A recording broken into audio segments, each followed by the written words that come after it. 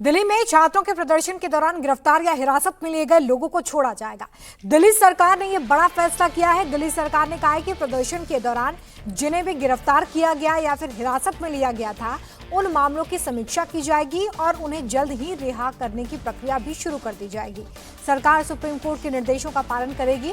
जिन प्रदर्शनकारियों की छवि साफ है, उनकी रिहाई जल्दी होगी, लेकिन ऐसे लोग जिनका कोई आपराधिक रिकॉर्ड है, उन्हें राहत नहीं मिलेगी, उन पर एक्शन लिया जाएगा। ये बिल्कुल साफ किया गया। देखिए, सीजेपी और सरकार की तरफ से जो बात हुई थी, उसमें ये मुख्य मांग सीजेपी की तरफ से रखी गई थी।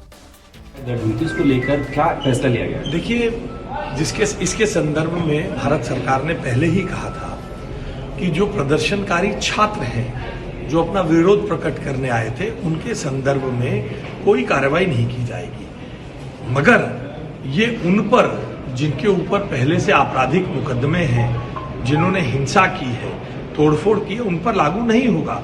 उसी संदर्भ में गृह विभाग ने आज ये जानकारी जारी की है प्रेस रिलीज के माध्यम से कि इस प्रकार के किसी भी छात्र को डरने की आवश्यकता नहीं है, कोई मुकदमा दर्ज नहीं किया जाएगा, मगर ये उन पर लागू नहीं होगा जो पहले से ही आपराधिक मामलों में लिप्त पाए गए। सर, जिन लोगों ने छात्रों की आड़ में हिंसा की, उनको आप क्या संदेश देंगे?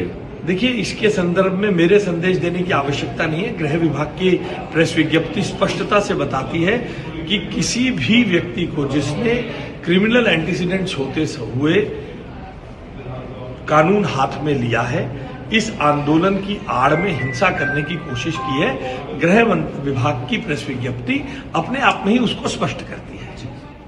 इसी खबर पर ज्यादा जानकारी के साथ सहयोगी अभय पारेशर हमारे साथ जुड़ गए। अभय, सीजेपी और सरकार की जो बातचीत हुई थी, उसमें ये प्रमुख मांग जिस पर दिल्ली सरकार ने अब फैसला ले लिया है। देखिए, बिल्कुल रोमिता, दिल्ली सरकार ने प्रेस रिलीज के माध्यम से साफ तौर पर यह बता दिया है कि दिल्ली सरकार का जो होम डिपार्टमेंट है, वो अब इस पूरे प्रोसेस को, यानी कि सुप्रीम कोर्ट की जो गाइडलाइंस थी, उनको फॉलो करेगा। इस प्रोटेस्ट में जितने स्टूडेंट्स थे, प्रदर्शनकारी जो कि शांतिपूर्ण तरीके से प्रदर्शन कर रहे थे या फिर किसी भी तरीके से प्रोटेस्ट का हिस्सा थे, उन पर कोई भी किसी भी तरह की दिल्ली सरकार आगे कानूनी कार्रवाई नहीं करेगी। जो मुकदमे दर्ज हुए हैं उनको वापस लिया जाएगा, लेकिन इसमें वो लोग शामिल नहीं हैं जिनका क्रिमिनल बैकग्राउंड है, और ये भी सुप्रीम कोर्ट की गाइडलाइंस के हिसाब से ही देखा जा रहा है। असल में इस पूरे प्रोटेस्ट में 2873 ऐसे लोगों का चेहरा जो है वो सामने आया था जिसमें उनके ऊपर कोई ना कोई मुकदमा चल रहा था, उनका क्रिमिनल बैकग्राउंड था। तो इस प्रेस रिलीज का मतलब यही है कि वो जिनका क्रिमिनल बैकग्राउंड है वो लोग इसमें शामिल नहीं हैं, लेकिन बाकी के जो भी प्रोटेस्टर थे, जो अपनी मांगों के लिए, जो स्टूडेंट्स थे, जो जंतर मंतर पर बैठे हुए थे, 20 तारीख का चाहे इंसिडेंट हो, चाहे 22 और 23 तारीख का इंसिडेंट हो, उन सभी लोगों को अब डरने की जरूरत नहीं है। कॉकरोच जनता पार्टी की मांग भी यही थी, और अब दिल्ली सरकार ने अपने होम डिपार्टमेंट के जरिए एक प्रेस रिलीज देकर यह साफ कर दिया है कि अगर कुछ लोगों को डिटेन भी किया गया है, हिरासत में लिया गया है, उनके ऊपर जो कानूनी कार्रवाई चल रही है उसकी समीक्षा की जाएगी, और समीक्षा करने के साथ उनको जल्द रिहा करने का प्रोसेस जो है वो भी शुरू कर दिया जाएगा। और हालांकि इसके अंदर क्रिमिनल बैकग्राउंड के लोग शामिल नहीं होंगे।